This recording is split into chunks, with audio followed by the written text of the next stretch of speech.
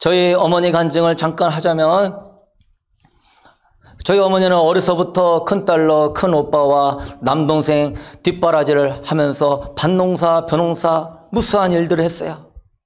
여자가 무슨 공부를 하냐고 그래서 어머니가 그 양복 재단 일 배우고 싶은데 머리끄댕이 휘어잡혀가지고서는 초등학교도 못 나오시고 하루 종일 밭일 논일에 가면서 오빠는 선생님 되고 동생은 교수가 되고 다 언니 뒷바라지로 고등학교 도시락 싸다 줘, 밭일 농진해 줘. 기도 작고 아주 왜소합니다. 그래서 이제 결혼을 했는데 우리 아버지 그냥 짜장면집에서 한 번 만나고 그냥 결혼했어요. 그걸로. 결혼하자마자 시집살이가 얼마나 심한지 옛날에 그 아궁이 불 떼면서 장작에 불 떼우면서 그 키우는 집에서 논일 밭일 다 해가면서 살았어요. 시어머니는 얼마나 고집이 센지 교회에서 종만 쳐도 교회 쫓아가가지고 시끄럽게 하지 말라고 교회 종치지 말라고 하시는 분이에요. 응?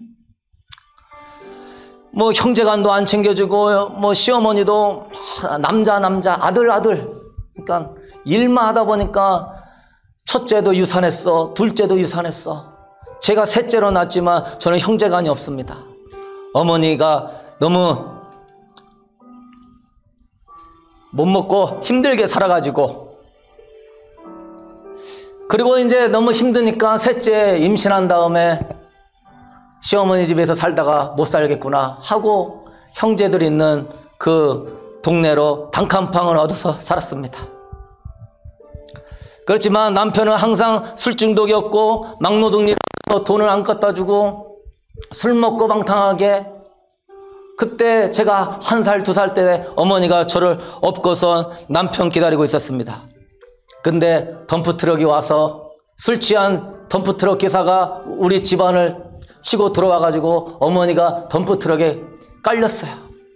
다리 하나를 잃었습니다. 원광대 병원에서 일어나 보니까 다리 하나가 없어요.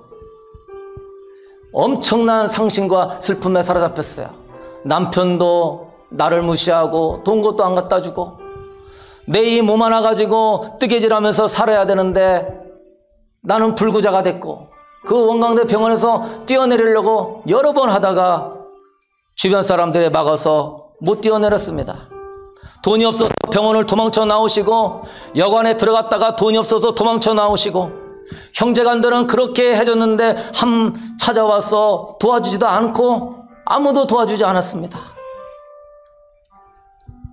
아들 하나 낳았지만 이 아들 키울 자신도 없어가지고 절망 가운데 살았어요.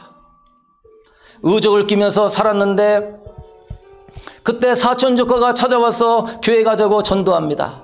저희 어머니는 굉장히 착하고 유대 집안에 유교 집안에 있었기 때문에 절대 교회 안 갔어요. 계속 교회 가자고 전도해서 마지막에 교회를 갔습니다.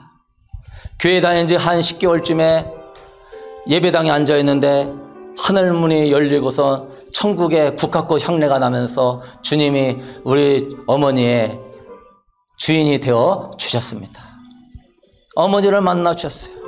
그때 힘을 얻고 다시 의족을 끼고 뜨개질을 배워가지고 막 자식을 길러 저를 얻고선 그 연약한 몸매에 이 무릎에 진물이 나고 여름이면은 그 의족 낀 것이 꽉 껴가지고선 다리가 막 얇어요.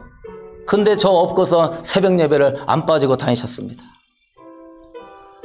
그리고 난 다음에 제가 초등학교 한 6학년 때쯤 돼서 어머니가 한복을 배워야 되겠다.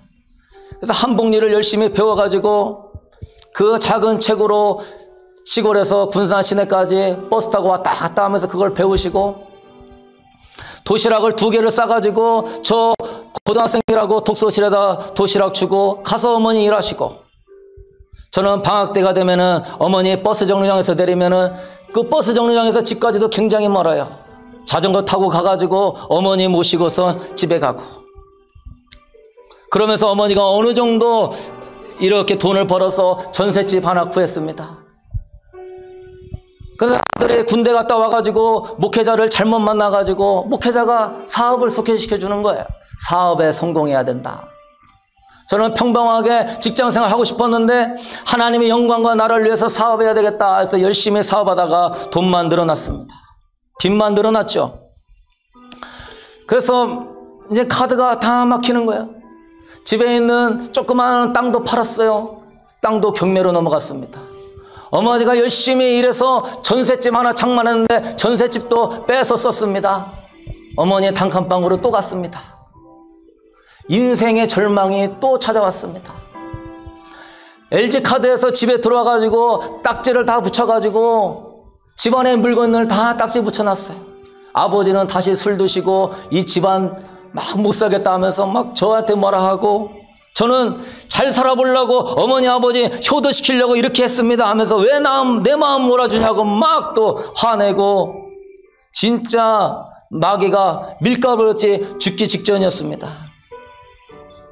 그때 또 한 분의 어머니, 저희 장모님이 기도원에 들어가서 주님 만나.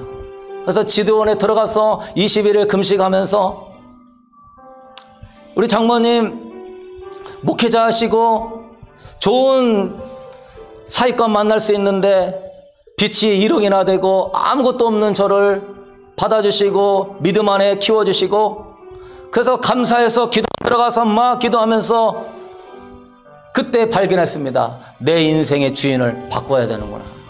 내가 주인이었구나. 내가 주인이 되어가지고 하나님이 하지 말라고 하는데 자꾸 사업하고, 하지 말라고 하는데 내가 이 길을 가고 저 길을 가고 부모 마음 아프게 했구나 깨닫고 돌이켜서 어머니 아버지 앞에 물 끓고 회개하고 미움과 쓴뿌리 싹 뽑아버리고 주님 안에서 다시 새 사람이 되었습니다. 빚이 갚는데 14년이 걸렸지만 한 번도 원망하지 않고 하나님이 내 주인이 되시고 나의 왕이 되어주시니 빚이 1억이나 되지만 주님, 나 전도사 부목사 생활하면서 돈 없습니다. 채워주십시오. 대학원도 3년이나 더 다녀야 되는데 주님 태워주십시오. 주님을 주인으로 모셨더니 주님이 다 채워주셨습니다.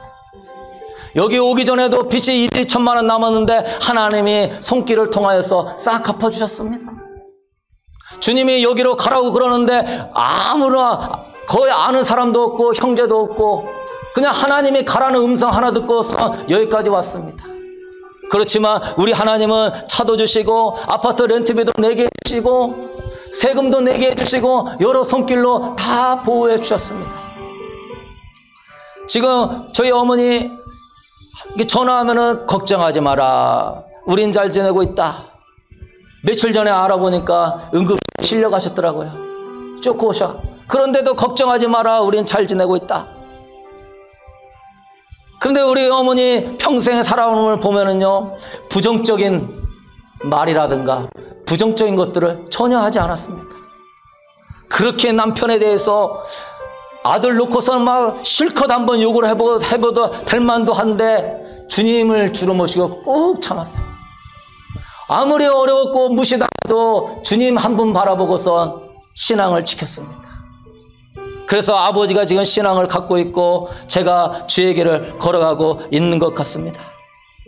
여러분, 주님을 주인으로 모시고 산 작은 분, 어머니 연약한 자이지만 하나님이 그 안에 주인이 되어주시니까 세상의 모진 풍파 다 감당하게 내고 아들을 주의 종으로 기르고 믿음의 사람으로서 지금 살아가고 계십니다. 사랑하는 성도 여러분, 진리가 여러분을 자유케 할 줄로 믿습니다. 주님을 나의 주인으로 모시면 여러분의 인생은 승리하게 되는 줄로 믿습니다. 여러분, 로마서 10장 우리 9절 우리 읽고 마치도록 하겠습니다. 내가 만일 내 입으로 예수를 주로 시인하며 또 하나님께서 그를 죽은 자 가운데서 살리신 것을 내 마음에 믿으면 구원을, 내 입으로만 시인하지 말고 네 마음에 예수를 주로 믿으면 구원을 받으리라. 여러분 믿으십니까? 주님을 주로 인정하는 삶을 사는데 왜 하나님이 책임져 주지 않겠습니까? 세상을 무서워하지 마십시오. 세상을 두려워하지 마십시오. 정말 우리가 두려운 말은 그거예요. 마태복음 7장에 써 있습니다. 너가 나를 주여 주여 하는데 나는 너를 모른다. 주여 주의 이름으로 병 고치고 귀신 쫓아내고 능력 행했는데 주님은 말합니다. 나 너 모른다. 너는 세상이 주인이요 물질이 주인이요 네 자신이 주인이요 너의 생각과 계획이 주인이요 세상을 의지한 자요 하나님이 주인이 되지 않았구나. 여러분 종교생활 버리십시오. 그냥 구원의 확신인 이러한 얄팍한 믿음의 생활을 버리십시오. 주님을 여러분의 주인으로 확실히 믿고 주님을 인정하며 순종할 수 있게 되기를 축복합니다. 십자가에 죽으신 주님, 그 주님 한 분 붙들고요, 오늘 또 마음의 문을 놓고 하신 주님 앞에 여러분의 인생의 보좌를 내어 드리십시오. 주님이 여러분의 인생을 책임져 주십니다. 흥하고 망하는 것이 중요한 것이 아니라 내 마음에 주님을 주인으로 모시느냐가 중요한 줄로 믿으십니까? 잘 살고 못 사느냐가 중요한 게 아니에요. 기도에 응답 좀 받고 삶이 좀 풀리는 게 중요한 게 아니에요. 내가 주님을 주인으로 모시면 최고의 인생이 되는 것입니다. 거기에서 끝나는 것입니다. 주님을 여러분의 주인으로 모시고 주님과 동행하는 한 주간 될 수 있게 되기를, 매 순간마다 주님을 의식하면서 주님을 높여드릴 수 있게 되기를 주의 이름으로 축복합니다.